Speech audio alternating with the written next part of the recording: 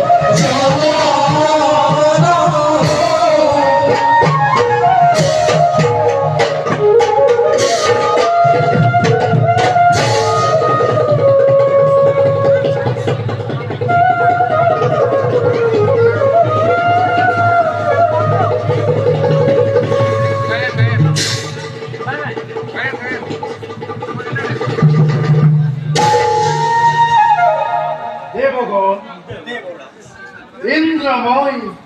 অধিপতি হৰক ধামত বিধাতাই সৃজন কৰি দেৱতাসকল সৃষ্টি ৰক্ষা ভাৰ কৰিলে অল্প অমৃত প্ৰাণ কৰি অমৰত্ব লভিলো যদিও ৰাখিব পৰা নাই আমি দেৱতাৰ গৌৰৱ কত শত দৈত্য দানৱৰ লগত যুদ্ধত পৰাজয় স্বীকাৰ কৰি অশেষ লাঞ্ছনা বন্দিছো আমি দেৱতা সমাজে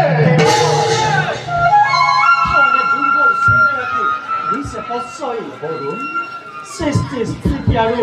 প্ৰলয়ৰ গৰাকী যিজনী দেৱতাৰ সহায় তেনে স্থলতে কোনে কৰিব পাৰে অপকাৰ সাধনে দেৱতা দেৱদাস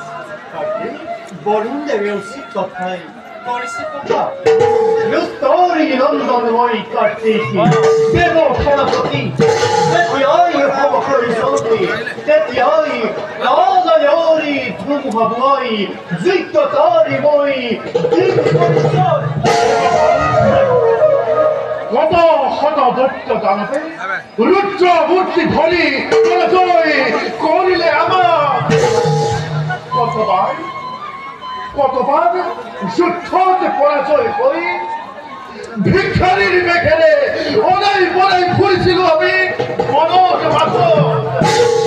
সেইভাবে দেবগণ সততে সংশয় ভাব সগে ভুল অন্তর ভবিষ্যতৰ চিন্তা কৰি পৰিভাৰ বৰ্তমানৰ কথা ভাবক দেৱৰাজ সব দেৱৰাজ বৰ্তমান অমৰাবতী চৌদিকে আনন্দ কৰিছে বিৰাজমান আৰু মৈত্ৰৰ দৈত্য সমাজে যদিও বাৰে বাৰে হৰক ধামে কৰিছে আক্ৰমণ তথাপিতো অসুৰৰ ক্ষণস্থায়ী বিজয়ে অপকাৰ সাধিব নোৱাৰে দেৱতা সমাজক সঁচা কথা বলুন সন্তোষিত মই তোমাৰ বাণী তথাপিতো দেৱগণ কিয় জানো মনবোৰ আজি নকৰি এতিয়াও আছে যদি আপোনাৰ মনত সংশয় তেন্তে এটি কথা কব খুজো মই দিয়কী কাৰ্তিক দেৱৰাজ আনন্দেৰে মই দিছো অনুমতি প্ৰকাশ কৰা তোমাৰ মনৰ অভিলাষ দেৱৰাজ সমগ্র দেবতা মণ্ডলী আমি একত্রিত হই করো একটি বিষ্ণু যজ্ঞ যদি সম্পূর্ণ হয় আমার যজ্ঞ তাতে কোনেও অশান্তি সৃষ্টি করিতে নোৱাৰে দেৱক ধন্য কাৰ্তিক ধন্য তোমাক শত ধন্য মই জনাইছো দেবৰা অচিৰতে আয়োজন কৰি পাবিয়ে বিষ্ণু যজ্ঞ কিন্তু দেৱগণ সদা সক্ষম থাকিব সেই শব্দক প্ৰত্যুত কৰাৰ বাবে আমি তবে নতুন চিন্তা আমাৰ যদি কোনো শত্ৰু এই অমৰাবতী দিশে আমি গৰিব কিনা বখানিছো দেৱগণ বখানিছো তোমালোকৰ অতুল গৌৰৱ মহাবীৰ কান্তিক যাৰ দেব সেনাপতি বৰুণ পবন দম আজি যত দেবগণ যাৰ সহস্ৰ কিয় দেৱৰাজ ইন্দ্ৰ মিছাতে সমচিন্তিত দেৱগণ দেবৰা আজিলৈ ক্ষমা কাৰ্য